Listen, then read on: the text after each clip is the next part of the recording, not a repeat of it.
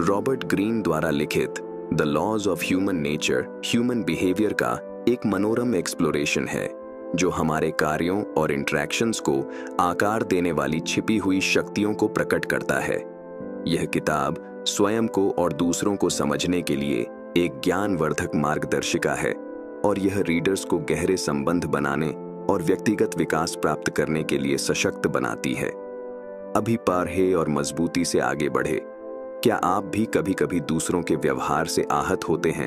आप चकित होते हैं और कारणों की खोज करते हैं। कारण कभी कभी दिखाई नहीं देते हैं और हमें भ्रम और हताशा की ओर ले जाते हैं। क्या आप उपरोक्त स्थिति में रहे हैं? यदि आप कभी इसमें थे तो कारणों की तलाश यहीं समाप्त होती है। परिचय। आज हम बात करेंगे किताब जिसका नाम है the laws of human nature, जिसे रॉबर्ट ग्रीन ने लिखा है। इस किताब में आप 18 जीवन को बदलने वाली नियमों को जानेंगे जो मानव प्रकृति ह्यूमन नेचर को समझने में आपकी मदद करेंगे कि लोग जैसा करते हैं वैसा क्यों करते हैं और कैसे सतर्क कॉशियस रहते हैं। इससे हमें यह भी पता चलेगा कि कैसा बर्ताव किया जाए और क्या कदम उठाया जाए। दूसरे शब्दों में हम इसे बहुत ही प्रेरणादायक, इंस्पिरेशनल और आनंद से भरा पाएंगे।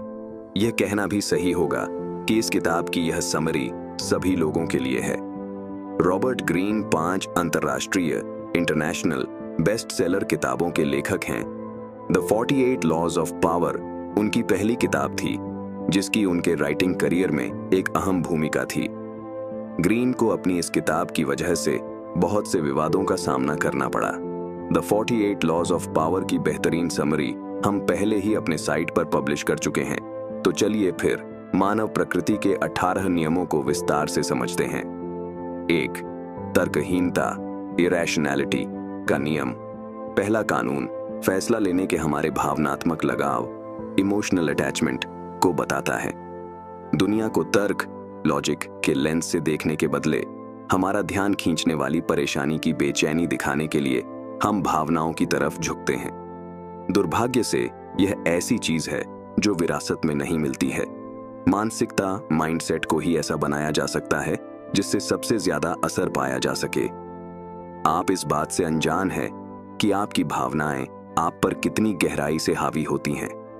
तर्क में इसके असर को कम करने की क्षमता है, प्रतिक्रिया रिएक्ट करने के बजाय सोचने की, जो असल में हो रहा है उसके लिए दिमाग को खोलने की। बिल्कुल उससे उल्टा जैसा आप महसूस करते हैं। ये सहज रूप में नेचुरली नहीं आता है। यह वो शक्ति है जो हमें बढ़ानी पड़ती है। तर्क के रास्ते पर चलना शुरू करने के लिए 3 कदम है। चरण 1, पूर्वाग्रहों को पहचानें, रिकॉग्नाइज द बायसेस। कुछ ऐसी चीजें हैं जिनका आपको पता होना चाहिए। पुष्टि पूर्वाग्रह, कॉन्फर्मेशन बायस, दृढ़ विश्वास पूर्वाग्रह, कन्विक्शन बायस, उपस्थिति पूर्वाग्रह, अपीयरेंस बायस, समूह पूर्वाग्रह, ग्रुप बायस, दोष पूर्वाग्रह, ब्लेम बायस और श्रेष्ठता पूर्वाग्रह, सुपीरियरिटी बायस। चरण 2, भड़काने वाले इनफ्लेमिंग कारकों से सावधान रहें। बचपन के ट्रिगर पॉइंट्स, बचकानी जल्दबाजी और कैरेक्टर एक्शन से बाहर देखो। अचानक आने वाले फायदे और नुकसान, निराशावाद या आशावाद के साथ इनका मुकाबला करें। हम लक के रोल को कम आंकते हैं। बढ़ता हुआ दबाव, प्रेशर, लोग दबाव में आकर अलग तरह से काम करते हैं। उत्तेजित करने वाले लोग, जो लोग आप में बहुत ज्यादा भावनाओं को जगाते हैं उनसे दूर रहे। ग्रुप का असर, बड़े ग्रुप से सावधान रहें और अपने खुद के बारे में सोचने की शक्ति को दबा कर रखें। चरण 3, तर्कसंगत स्व, रैशनल सेल्फ को बाहर लाने की रणनीतियां। खुद को ठीक से समझे, अपनी भावनाओं की जड़ तक जांच करें। जहां से वो शुरू हुए हैं वहां तक झांक कर देखें। अपना प्रतिक्रिया समय, रिएक्शन टाइम बढ़ाए। खुद को पीछे हटने के लिए तैयार करें। लोगों को वैसे समझे जैसे वो है। भावनात्मक बिंदु पॉइंट से बचे। सोच और भावनाओं का संतुलन बनाएं। संदेह और जिज्ञासा के बीच संतुलन बनाएं। तर्क से प्यार करें। खुद को ऐसे तैयार करने से शांति और स्पष्टता, क्लैरिटी मिलेगी। 2, अहंकार, नार्सिसिज्म का नियम। ये तो मानना पड़ेगा कि हम सब आत्ममुग्ध, सेल्फ ऑब्सेस्ड तो है, कम से कम कुछ हद तक। अपना प्लान बताते हुए लोगों की रुकावट को कम करने के लिए आप खुद की तारीफ करने की कोशिश करते हैं। ऐसे लोगों पर भी ध्यान रखें जो पहले हमला बोल देते हैं और आपको अपने नाटक में खींचते हैं। ऐसे लोगों के छुपे हुए इरादों से सावधान रहें। आत्ममुग्ध नार्सिसिस्ट स्पेक्ट्रम।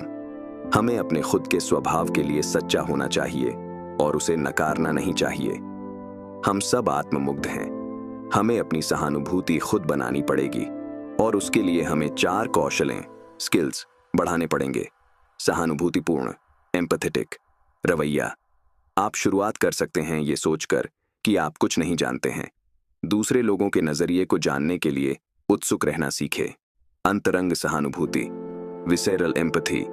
मूड्स पर ध्यान दें जो बॉडी लैंग्वेज और आवाज के टोन से चलते हैं। लोगों की तरह मिररिंग पीपल बर्ताव करने से भी सहानुभूति मिल सकती है। विश्लेषणात्मक एनालिटिक सहानुभूति। जिन लोगों को आप समझना चाह रहे हैं उनके शुरुआती दिनों के बारे में जानकारी जमा करें और उनके माँ बाप और भाई बहन से रिश्तों के बारे में जानें। सहानुभूतिपूर्ण कौशल। इस कौशल के लिए एक बात याद रखनी है, जितनी तेजी से आप लोगों से मिलेंगे उतना ही आप बेहतर होंगे और जितने तरह के लोगों से आप मिलेंगे आपका कौशल उतना है बहुमुखी वर्सेटाइल बनेगा। 3 भूमिका निभाने का नियम। आपको यह बताने के लिए किसी की भी जरूरत नहीं है कि लोग हर अवसर पर अलग नकाब पहनते हैं। हालांकि वो अक्सर अपने असली इरादों को अपने चेहरे की किती, फेशियल एक्सप्रेशन, शरीर मुद्रा, बॉडी पोस्चर, घबराहट इशारों, नर्वस जेस्चर जैसी चीजों से दिखाते हैं। इन असुरक्षा इनसिक्योरिटीज का पता लगाने के लिए आपको उनसे एक कदम आगे रहना पड़ेगा। छाप प्रबंधन इंप्रेशन मैनेजमेंट की कला। आत्मविश्वास बढ़ाए, मुस्कुराए और जिन लोगों से आप मिलते हैं उनकी तरह बने। सीखे कि खुद को सही इमोशनल मूड में कैसे डालना है। खुद को लोगों के स्टाइल और टेस्ट के मुताबिक ढले। अपनी फर्स्ट अपीयरेंस पर ज्यादा ध्यान दें। अपने दिखावे का पता चलने ना दें। खुद को प्रगतिशील, सहनशील और खुले दिमाग वाला दिखाए। चोर बाध्यकारी व्यवहार कंपल्सिव बिहेवियर का नियम। असल में लोगों के किरदार को समझना मुश्किल है। इसको अगर सही से समझेंगे तो लोग अपनी पूरी जिंदगी एक ही राग अलापते रहेंगे। आपको इसे अपने दिमाग में सहन करना पड़ेगा और ऐसे लोगों से लगाव बढ़ाना पड़ेगा जो ताकत और साहस दिखाते हैं। अपने नेगेटिव पैटर्न से सावधान रहने से आप बुरे लोगों से दूर रहेंगे। अगर आप इसका पालन करेंगे तो ये नियम आपको बेहतर बनाएगा। लोगों को जोड़ने और उनके साथ काम करने के लिए चुनते वक्त उनकी प्रतिष्ठा, रेपुटेशन या जो इमेज वो दिखाना चाहते हैं उससे मोहित ना हो, बल्कि खुद को उनकी गहराई तक देखने के लिए ट्रेन करे और उनका चरित्र देखे। उनकी मुसीबत से निपटने, लोगों के साथ काम करने, उनके धैर्य, पेशेंस और सीखने की क्षमता को समझे। मजबूत चरित्र का एक आदमी सोने की तरह है, दुर्लभ, रेयर पर अमूल्य। वो खुद को अनुकूल बनाते हैं, सीखते हैं और खुद को बेहतर बनाते हैं। फायर लोभ कविटसनेस का नियम ये अजीब है पर सच है। ये दिखाता है कि इंसान अपने हाथ से फिसलती हुई चीज को पाने के लिए क्यों झुकता है। आप इस गति मोमेंटम को अपने आसपास एक रहस्यमयी आभा, मिस्टीरियस ऑरा बनाने और उस स्थिति का फायदा ले सकते हैं। यह एक रोल मॉडल बनने और इज्जत पाने का एक बेहतर तरीका है। लोग अनजानी चीजों को जानना बेहद पसंद करते हैं और इन नियमों से खेलने से आपको फायदा मिल सकता है। हाजिरी और गैर हाजिरी का हम पर गहरा असर पड़ता है। बहुत ज्यादा हाजिर होना घुटन बनता है और थोड़ी गैर हाजिरी हमारी रुचि को बढ़ाता है। हम हमेशा उसे पाने की कोशिश करते हैं जो हमारे पास नहीं है। अपने आसपास थोड़ा रहस्य बनाएं। रणनीतिक अनुपस्थिति स्ट्रेटेजिक एब्सेंस का इस्तेमाल करें ताकि लोग आपकी वापसी चाहे और आप जैसा बनना चाहे। लोगों को दिखाए कि वो जिंदगी में क्या खो रहे हैं और उन्हें क्या करना है और वो उस चाहत से दीवाने हो जाएंगे। 6 अदूरदर्शिता शॉर्ट साइटेडनेस का नियम कुछ लोगों के लिए लॉन्ग टर्म बनाए रखना बहुत ज्यादा हो जाता है। वो हाल ही की प्रवृत्तियों, ट्रेंड्स, राय, ओपिनियंस से आकर्षित होते हैं। ये लोग जो अपने नाक के आगे नहीं देख पाते हैं अक्सर अदूरदर्शिता वर्ग कैटेगरी में आते हैं।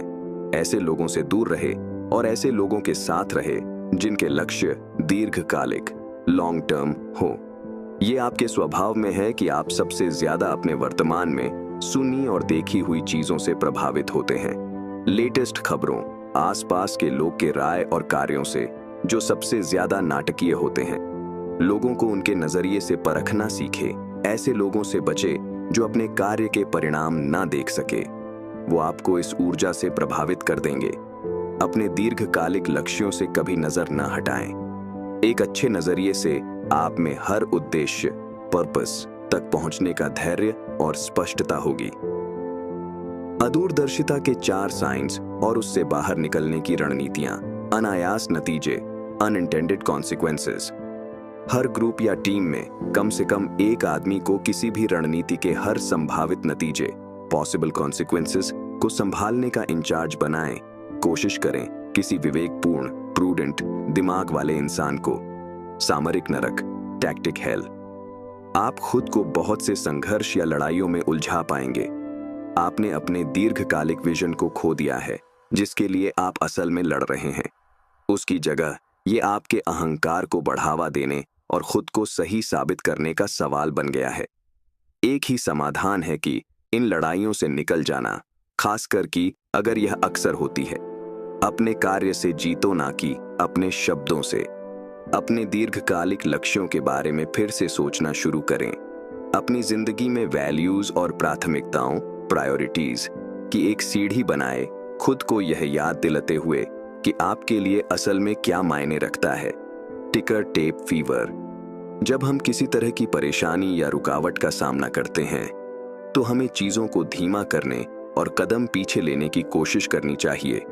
कदम बढ़ाने से पहले 1 या 2 दिन का इंतजार करें। और इन परेशानी का सामना करते वक्त हमें ये साफ तौर पर पता होना चाहिए कि हमारा दीर्घकालिक लक्ष्य क्या है और उन्हें कैसे पाना है। Lost in trivia. आप अपने काम के मुश्किल होने से परेशान हो जाते हैं। आप सबसे ऊपर होना चाहते हैं ताकि आप चीजों को बेहतर तरीके से काबू कर सकें, पर आप जानकारी में डूब रहे हैं। आपको मेंटल फिल्टरिंग सिस्टम की जरूरत है जो प्राथमिकताएं और दीर्घकालिक लक्ष्यों पर आधारित हो। आखिर में आपको क्या पाना है, ये पता होना आपकी बेकार में से जरूरत की चीजें निकालने में आपकी मदद करेगा। 7. रक्षात्मकता, डिफेंसिवनेस का नियम। ये कहने की जरूरत नहीं है कि वक्त के साथ लोग डिफेंसिव हो गए हैं और जब कोई बदलाव की बात करता है तो वो भड़क जाते हैं। अगर आप उनकी रुकावट को कम करना चाहते हैं तो आपको उन्हें उनके नजरिए को बदलने के लिए उकसाना होगा, बिना उनको नाराज किए। अगर आपको तेजी से अपने लक्ष्यों को पाना है तो आपको रचनात्मक, क्रिएटिव बनना होगा। अपने अच्छे इरादों को समझाएं और उन्हें महसूस कराएं कि वो अपने राय और पैटर्न के काबू में हैं। जिन्हीं मुश्किल और लोग प्रतिस्पर्धी, कॉम्पिटिटिव हैं। हमें अपनी रुचियों का ध्यान रखना चाहिए। हम यह भी महसूस करना चाहते हैं कि हम आजाद हैं और अपना काम खुद करते हैं। इसलिए जब लोग हमें बदलना चाहते हैं तो हम डिफेंसिव और प्रतिरोधी, रेजिस्टेंट हो जाते हैं। इसलिए लोगों को उनकी डिफेंसिव पोजीशन से हटाने के लिए आपको यह दिखाना होगा कि वो जो कर रहे हैं अपनी मर्जी से कर रहे हैं। लोगों पर उनकी मान्यताओं के लिए कभी हमला ना बोले और उनकी समझदारी और अच्छाई के लिए उन्हें असुरक्षित, इनसिक्योर महसूस न कराएं। अपने जिद्दी, स्टबन स्वभाव को काबू करना सीखें और अपने दिमाग को डिफेंसिव और क्लोज्ड पोजीशन से आजाद करना होगा ताकि आपकी रचनात्मक शक्ति जागरूक हो सके। 8. आत्म तोड़फोड़, सेल्फ सैबोटाज का नियम। जैसा आप महसूस करते हैं वैसा ही दिखाते हैं। खुद को पूरी तरह नकारात्मकता और डर तक सीमित करके जिन भी लोगों के साथ आप कुछ भी शेयर करते हैं वो आपकी आदत को भांप लेंगे। ऐसा रवैया, एटीट्यूड आपकी सफलता के मौकों को कम करेगा। सुनने में ये थोड़ा घिसा पिटा, क्लिशे लगेगा, पर सकारात्मक रवैया ही आपके और सफलता के बीच खड़ा है। ऐसे मानसिकता को बढ़ाना ही आपको हर चीज में से श्रेष्ठ पाने में मदद कर सकता है और वहां भी आप अवसर ढूंढ सकते हैं जहां लोगों को जाल, ट्रैप दिखता है। हम सबका दुनिया को देखने, चीजों को समझने और आसपास के लोगों के कार्य को समझने का एक अलग नजरिया है। ये हमारा रवैया है और इसी की वजह से हमारी जिंदगी में हमारे साथ सब कुछ होता है। अगर हमारा रवैया डरने वाला है तो हम हर चीज में नकारात्मकता ही देखते हैं। हम खुद को मौके, चांस लेने से रोकते हैं। हम गलतियों के लिए दूसरे को जिम्मेदार बताते हैं और उनसे सीखते नहीं हैं। हम अपना करियर और रिश्ते खराब कर देते हैं, अनजाने में ऐसे हालात बनाकर जिससे हम सबसे ज्यादा डरते हैं। हालांकि इंसान का स्वभाव लचीला, मैलेबल है। अपने रवैये को थोड़ा और सकारात्मक, खुला और लोगों को झेलने वाला बनाकर हम अलग ही दुनिया में पहुंच सकते हैं। हम नए अवसर बना सकते हैं और लोगों को अपने तरफ आकर्षित कर सकते हैं। 9, दमन, रिप्रेशन का नियम। लोग वैसे नहीं हैं जैसा वो दिखाते हैं। अपने दिल के अंधेरे को छुपाने की कोशिश करना उनके स्वभाव में है। कुल मिलाकर ओवरऑल अज्ञानता, इग्नोरेंस को समझने से पहले किसी को भी पहले अपनी डार्क साइड को देख लेना चाहिए। अपनी इस पेचीदा एनिग्मेटिक साइड को समझ लेने से आप एक पॉइंट पर पहुंचते हैं जहां आप एक ऑब्जर्वर बन सकते हैं। इस कार्य का लोगों को आप तक लाने में बहुत बड़ा रोल है। ये डार्क साइड आपके बर्ताव में झलकती है और आपको नुकसान पहुंचाती है। परछाई के इशारों को समझना सीखें इससे पहले कि वो जहरीले बन जाए। डार्क साइड को अपनी व्यक्तित्व, पर्सनैलिटी में मिलाकर आप पूरे इंसान बनेंगे। 10, ईर्ष्या, एनवी का नियम। आज का समाज पद, पोजीशन, स्टेटस और उपलब्धि, अचीवमेंट के लिए संघर्ष करने का साथ देता है। हालांकि ये जिद्दीपन को बढ़ाता है जो जलन का कारण बन सकता है। कुछ लोग सिर्फ दूसरे की सफलता की नकल करने की उम्मीद करते हैं, पर सब नहीं। खुद की दूसरों से तुलना सिर्फ आपकी ही वैल्यू को कम करती है और समाज में आपकी पद, पोजीशन को खतरे में डालती है। याद रहे, कार्य शब्दों से ज्यादा तेज बोलते हैं।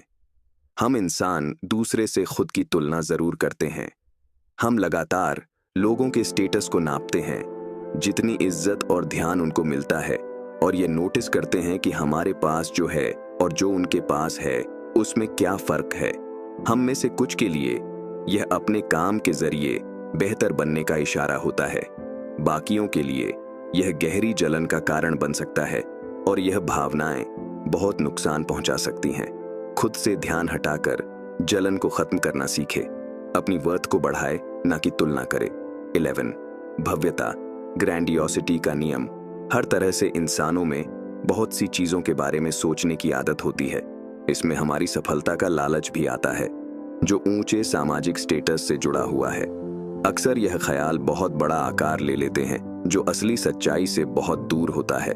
हम बेहतर बनने की कोशिश में असलियत खो देते हैं, जिसकी वजह से हम बिना तर्क के फैसले लेते हैं और सिर्फ कल्पना तक सीमित रहते हैं। सफलता के लिए आपका रवैया, आपका योगदान और दूसरे लोगों की जिंदगी में आप जो वैल्यू लाते हैं उसके अनुरूप होना चाहिए। अक्सर हमारी छोटी सी सफलता हमारी बड़े होने की सोच को खतरनाक स्तर, लेवल तक बढ़ा देती है। हम किस्मत की भूमिका और दूसरे लोगों का योगदान भूल गए हैं।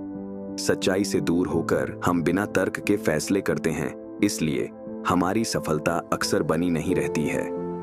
हमें खुद में से ये दूसरों से बड़े होने की सोच को कम करना होगा और हमारी सीमाओं के अंदर की असलियत को बनाए रखना होगा। महान होने की भावनाओं को अपने काम, उपलब्धियां और समाज के योगदान से जोड़कर रखें। द्वार, लिंग कठोरता, जेंडर रिजिडिटी का नियम सच में औरत और आदमियों को जादुई छड़ी घुमाकर काबू करने जितना आसान नहीं है। आपको खुद पर काम करना होगा और यह समझना होगा कि ये आपकी सोच पर कैसा असर डालता है और आपको दिन प्रतिदिन की मतभेद में मजबूत और अनुमानित बनाता है। औरत और आदमियों की इस ऊर्जा के निशानों को मिटाकर आप दुनिया के सामने अपना प्रमाणित, ऑथेंटिक वर्जन रखते हैं। आसान शब्दों में, जेंडर रोल प्ले करने के लालच से बचकर आप सफलता तक जल्दी पहुंच सकते हैं। हम सब में औरत और आदमियों की खासियतें होती हैं। कुछ आनुवांशिक, जेनेटिक होती हैं और कुछ दूसरे लिंग, जेंडर के माता पिता से आती हैं। पर समाज में एक पहचान पाने के लिए हम इन खासियतों को बदलते रहते हैं। औरत और आदमी की भूमिका को पहचान कर जो हमसे उम्मीद की जाती है और हम इसकी कीमत चुकाते हैं, अपने चरित्र को खो देते हैं। आपको इन खोई हुई खासियतों का पता होना चाहिए और उनसे फिर से जुड़ना चाहिए ताकि रचनात्मक शक्तियां बन सकें। 13, लक्ष्यहीनता, एमलेसनेस का नियम। इस डिजिटल एज में कभी कभी लोगों को अस्थायी निराशाओं और असफलताओं से निपटने के लिए खुद से आगे बढ़ना पड़ता है। लगातार हार मिलना दिशा भटक जाने का ही कारण नहीं होता है, पर ज्यादातर यही होता है। लघु अवधि शॉर्ट टर्म मानसिकता से हम डर का सामना करते हैं जो दीर्घकालिक में हमें परेशान कर सकता है। इसलिए बिना लक्ष्य का खेल बहुत खतरनाक हो सकता है। भविष्य का नजरिया और उसकी कल्पना इस बिना मकसद के सेंस से लड़ने का सबसे श्रेष्ठ तरीका है। हम इंसानों को अपने सचेत कॉन्शियस फैसले पर निर्भर रहना पड़ता है। जब जिंदगी में करियर पाथ और अपनी असफलताओं को संभालने की बात आती है तो हम जो भी श्रेष्ठ कर सकते हैं वो करते हैं, पर हमारे दिमाग में हम दिशा की कमी होने का एहसास महसूस कर सकते हैं। इससे बचने का बेहतरीन तरीका यह है कि सेंस ऑफ पर्पस को बढ़ाना और इस जानकारी को दिशा देने के लिए इस्तेमाल करना। यहां तक कि हमारी शंका, डाउट और असफलताओं का भी एक उद्देश्य पर्पस होता है, हमें मजबूत करना। इस ऊर्जा और दिशा के साथ हमारे कार्य को कमाल की ताकत मिलती है। 4 अनुरूपता कन्फॉर्मिटी का नियम। लोग खुद का आत्मविश्वासी कॉन्फिडेंट और आत्मनिर्भर सेल्फ सफिशिएंट होने का प्रभाव देना चाहते हैं। बुराई के डर से भीड़ की नकल करते हैं। इस ग्रुप मानसिकता से हम जितना दूर हटना चाहते हैं उतना ही हमारी जिंदगी में वापसी का कोई बिंदु पॉइंट नहीं बचता। ऐसा करने में हम अपनी विशिष्टता यूनिकनेस खो देते हैं और बुरा महसूस करते हैं। हमारे चरित्र की एक साइड होती है जिससे हम अनजान होते हैं, वो इंसान जो हम लोगों के ग्रुप्स के बीच बन जाते हैं। इस ग्रुप सेटिंग में हम अनजाने में लोग जो भी करते हैं या कहते हैं उसकी नकल करने लगते हैं। हम अलग सोचते और अलग भावनाओं को महसूस करते हैं। हम ज्यादा जोखिम लेते हैं क्योंकि सभी ऐसा कर रहे हैं। हमारी सामाजिक शख्सियत सोशल पर्सनैलिटी हम जो हैं उसे हावी डोमिनेट करती है। दूसरों को इतना सुनने से हम धीरे धीरे अपने अलगपन और खुद के बारे में सोचने की शक्ति को खोने लगते हैं। इसका हल है कि आत्म जागरूकता सेल्फ अवेयरनेस को बढ़ाए। इस समाज के साथ हम बेहतरीन सोशल एक्टर्स बन सकते हैं जो दूसरों के साथ फिट और कॉर्पोरेट कर सकता है, साथ ही अपनी आजादी और तर्क को बनाए रख सकता है। 15 चंचलता फिकलनेस का नियम। जब आप एक नेता की भूमिका निभाते हैं तो कठोर इलाज के लिए खुद को तैयार रखें। हर एक गलती जो आप करेंगे वो दूसरे किसी के लिए एक मौका होगा आगे बढ़कर आपका ताज छीन लेने का। इसका हाल ये है कि अपने जमीन से जुड़े रहे और इन हमलों का सामना करें। इस प्रक्रिया में आपके अधिकार अथॉरिटी पर सवाल किए जाएंगे और आपका स्टेटस पूछताछ का विषय बन जाएगा। इस बड़ी ताकत को संभालने वाले को लोगों की मदद करनी चाहिए। खुद को एक सही नेता दिखाने के लिए अनुभवी नेता इस कला का अभ्यास करते हैं क्योंकि वो इसके साइड इफेक्ट्स जानते हैं। हालांकि नेतृत्व का स्टाइल वक्त के साथ बदल गया है। एक चीज वही है, सत्ता में रहने वालों के लिए लोग हमेशा महत्वाकांक्षी एम्बिशियस रहते हैं। वो नेतृत्व करना चाहते हैं पर आजाद भी महसूस करना चाहते हैं। बिना बलिदान दिए वो सुरक्षित रहना और सफलता का मजा लेना चाहते हैं। जब आप एक ग्रुप के नेता होते हैं तो लोग आपको लगातार उस पल उकसाते हैं जब आप कमजोर महसूस कर रहे होते हैं। यह न सोचे कि उनकी वफादारी पाने के लिए आपको क्या करने की जरूरत है, क्योंकि इसका मतलब है उनके बराबर या उनका दोस्त होना। लोग आपकी क्षमता पर शक करेंगे। अपने इरादों के लिए रहस्यमयी बने और छुपी हुई निंदा से जवाब दें। अगर आपको नेतृत्व करना है तो इस कला की महारत हासिल करें। एक बार अपने लोगों का भरोसा पा लिए तो वो आपके साथ खड़े रहेंगे, चाहे हालात कितने भी बुरे क्यों ना हो। 16 आक्रामकता एग्रेशन का नियम। दुनिया को आपकी ऊर्जा की जरूरत है। लोग हर मुमकिन कोशिश करते हैं आपको बेहतर बनाने की। वो अलग अलग लोगों को आगे बढ़ाने और उनके बड़े होने का दावा करके अपनी लालसाओं को पूरा करने की कोशिश करते हैं। ऐसे ग्रुप के साथ डील करने के लिए एक्सपर्टाइज की जरूरत होती है। अगर आप इन आक्रामक मूव्स के ऑब्जर्वर बने रहे तो आप तब भी खड़े रह पाएंगे जब चीजें आपके हाथ से निकलने लगती हैं। आक्रामक ऊर्जा बुरी नहीं है। अगर आप इसे काबू कर सकते हैं तो अस्थायी टेम्पोरेरी असफलताओं के बावजूद ये आपको बांधे और दृढ़ निश्चयी डिटरमिन्ड रखती है। आपके आसपास के लोग ऊपर से बहुत ही सभ्य और सुशील लगते हैं, पर इस नकाब के नीचे वो बेहद चिड़चिड़ाहट, फ्रस्ट्रेशंस का सामना कर रहे हैं। आपको लोगों की असंतुष्ट, आक्रामक, एग्रेसिव इच्छाओं को देखना चाहिए। वो आपको भावनात्मक, आक्रामक और सोचने न देने पर निर्भर करते हैं। उनको यह ताकत ना दे। जब बात आपके आक्रामक ऊर्जा की आए तो आप इसे काबू करना और उत्पादक उद्देश्यों, प्रोडक्टिव पर्पसेस के लिए इस्तेमाल करना सीखे। खुद के लिए खड़ा होना, परेशानियों पर हमला बोलना और बड़ी महत्वाकांक्षाओं, एम्बिशंस को पहचानना। 7, जेनरेशनल मायोपिया का नियम। जनरेशन गैप कोई झूठ नहीं है, क्योंकि हर नई पीढ़ी अपनी अलग वैल्यूज और एजेंडा बनाती है। वो अपने सदस्यों का बर्ताव बनाती है और उसे दुनिया पर एक ताकतवर प्रभाव डालने के लिए लगाती है। दिक्कत ये है कि फिर से हम इसे अपनी सहजता की कीमत पर कर रहे हैं। हम रचनात्मक, क्रिएटिव के मामले में खुद को रोक रहे हैं, बिना इन अवधारणाओं, कॉन्सेप्ट्स पर शक किए। आप जिस पीढ़ी में पैदा हुए हैं वो आपकी कल्पना से ज्यादा बताती है कि आप क्या हैं। आपकी पीढ़ी खुद को पिछली पीढ़ी से अलग करना चाहती है और दुनिया के लिए एक नई धुन बनना चाहती है। आपका काम है ये समझने कि आप कौन हैं और आप दुनिया को कैसे देखते हैं। आप वो बन सकते हैं जो वो नए ट्रेंड सेट करेगा जिसकी आपकी पीढ़ी को भूख है। 18, डेथ डिनायल का नियम। मौत हम सब पर हंसती है और ये सच है। इसके होने की अप्रत्याशितता, अनप्रेडिक्टेबिलिटी का पता होना सच में एक दमदार टूल है जिसे आप पा सकते हैं। ये आपका एक सेंस ऑफ अर्जेंसी बनाने में मदद करता है, जिससे आपके डेली के कामों को फ्यूल मिलता है।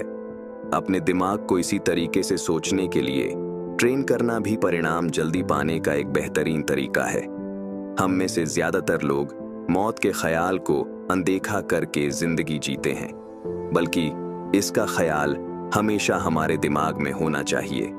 जिंदगी की कमी का एहसास हमें हमारी सेंस ऑफ पर्पस से भर देता है और लक्ष्यों की तात्कालिकता, अर्जेंसी का एहसास कराता है। इससे हमें सेंस ऑफ प्रोपोर्शन भी मिलती है कि इस छोटी जिंदगी में क्या असल में मायने रखता है। बहुत से लोग लगातार खुद को दूसरे से अलग करने की कोशिश करते हैं, जबकि हम सबको एक जैसा समझकर देखना चाहिए। कैसे ये हम सबको बराबर करके जोड़ती है। निष्कर्ष, the laws of human nature से प्रमुख सीखें, लेसन्स। छोटी सोच से लड़े।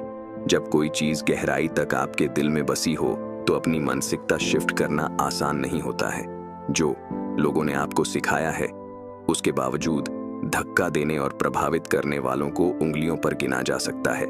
आपको अपनी राय रखने से पहले दूसरे की राय की इज्जत करनी चाहिए। ऐसा न दिखाए कि आप सब जानते हैं। हालांकि हम खुद को बेकार की टिप्स मानने से रोकते हैं, पर यह पूरी तरह से मेरिट पर आधारित है। आप अपनी बेयरिंग को जाने बिना अपनी मंजिल तक कैसे पहुंच सकते हैं।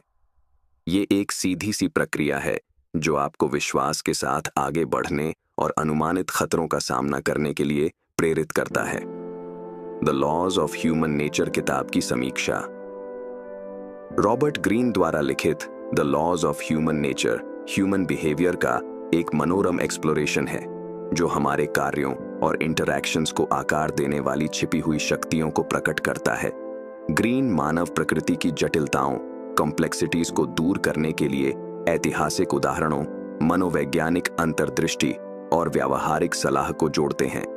सोशल डायनामिक्स, पावर स्ट्रगल्स और मानव मनोविज्ञान की पेचीदगियों का उनका सावधानी पूर्वक विश्लेषण रिश्तों को नेविगेट करने, प्रेरणाओं को समझने और आत्म जागरूकता को बढ़ाने के बारे में मूल्यवान सबक प्रदान करता है।